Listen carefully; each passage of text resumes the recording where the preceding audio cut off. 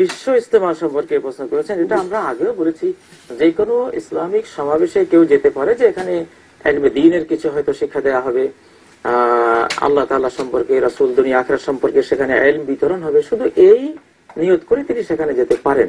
But সেই জায়গায় গেলে, এই জায়গার একটা বৈশিষ্ট্য আছে, এটা একটা বরকতময় জায়গা, মুকাদ্দাস জায়গা, এখানে গেলে হজে সওয়াব হবে, এই হবে, সে হবে, এগুলি হলো সম্পূর্ণ বিদআত, সম্পূর্ণ হারাম। কারণ কোন স্থানকে পবিত্র জ্ঞান করে মুসলিমরা যেতে পারবে শুধু তিনটি স্থানে। আমরা সেদিনও বলেছিলাম, লা তুসাদ্দু রিহালু ইল্লা ইলা সালাসাতি মাসাজিদ, পবিত্র জ্ঞানে ইবাদতের উদ্দেশ্যে সওয়াবের আশা শুধু তিনটি জায়গায় যাওয়া যাবে। একটি হলো মানে সফর করা যাবে, সফর করা যাবে, একটি হলো বাইতুল্লাহ, অপরটি হলো মসজিদে হাজা, মসজিদে নববী, আর তৃতীয়টি হলো আল মসজিদুল আকসা, অর্থাৎ ফিলিস্তিনের বাইতুল মুকাদ্দাস।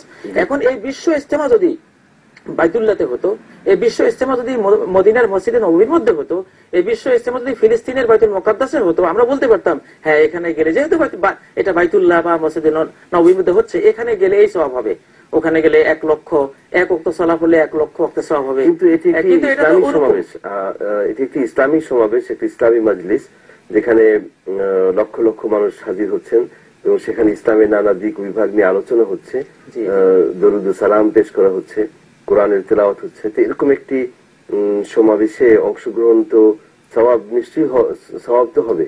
সেটা শুধু যদি ওই মজলিস হিসাবে যান, স্থানের পবিত্রতা জ্ঞানে না, বা এটার একটা আলাদা বৈশিষ্ট্য আছে, এখানে সূক্ষ্ম একটা জিনিস আছে যে এই স্থানটায় আমি যাব, এখানে গেলে এই হবে, এটা না।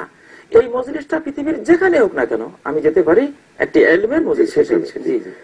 মানুষ সেই উদ্দেশ্যেই যাচ্ছে যে ইজতেমায় গেলে অনেক কিছু জানা যায় ইসলাম সম্পর্কে, এই উদ্দেশ্যে যাচ্ছে। কিন্তু অত্যন্ত দুঃখজনক একটি বিষয় যে ইদানিং আমরা দেখতে পাচ্ছি বিশ্ব ইজতেমা সম্পর্কে এরকম ধারণা কেউ কেউ পোষণ করছেন বা এরকম ধারণা ছড়াচ্ছেন যে সেখানে গেলে হজের সওয়াব পাওয়া যায়। এবং আমি গতকাল একটি পত্রিকা দেখলাম, একজন মুসল্লির ইন্টারভিউ নেওয়া হয়েছে যে আপনি কি উদ্দেশ্যে এসেছেন। তো তিনি যখন বলছেন যে আমি গরিব মানুষ, হজে যাওয়ার তো তৌফিক নেই, হবেও না, তাই আল্লাহর কাছে ক্ষমা চাওয়ার জন্য এখানে এসেছি। তার মানে তার ভিতরে এই ধারণাটা এসে গেছে যে হজে যেতে না পারলেও এখানে আসলে হজের সমতুল্য, সমমান অথবা তার চেয়ে কম কিছু হলেও হজের সওয়াব পাওয়া যায়। এই যে ধারণাটি ভিতরে ছড়ানো হচ্ছে বা মানুষের ভিতরে এটি এই যে ধারণাটি কাজ করছে, এটি তো অত্যন্ত দুঃখজনক। এ বিষয়ে আপনি যদি একটু আলোকপাত করেন।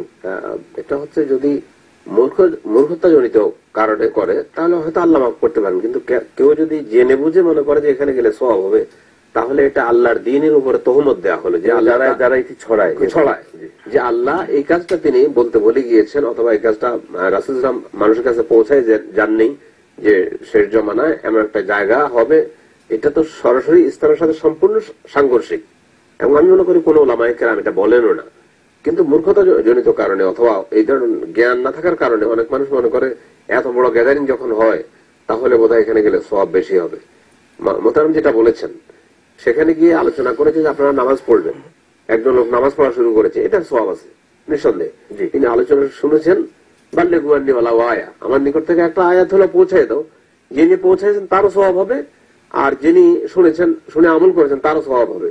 কিন্তু কোন অবস্থায় এই জায়গায় গেলে আমার পাপ মোচন হবে, অথবা এটা হজের সম পরিমাণ, হজ থেকে একটু কম হোক বেশি হোক, অথবা হজে 30 লক্ষ হয়, এটাতে যদি কাছাকাছি হয়, দুইটার বোধহয় সমান, নাউযুবিল্লাহি মিন যালিক। যদি কোনো এক সময় এমন হয় যে হজে 10 লক্ষ মানুষ হয়েছে আর এখানে 40 লক্ষ মানুষ হয়েছে, তাই বলে কি এটা বলা যাবে যে হজের জিতে এখন এটার মর্যাদা বেড়ে গিয়েছে? প্রশ্নই আসে না। অতএব ইসলামী শরীয়তের সাথে এটা এভাবে কোনো মিলানোর কোনো সুযোগও নেই।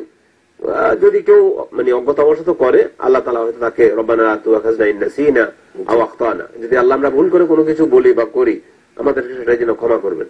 জি, আরেকটি প্রশ্ন ছিল দর্শকের, যে তার যে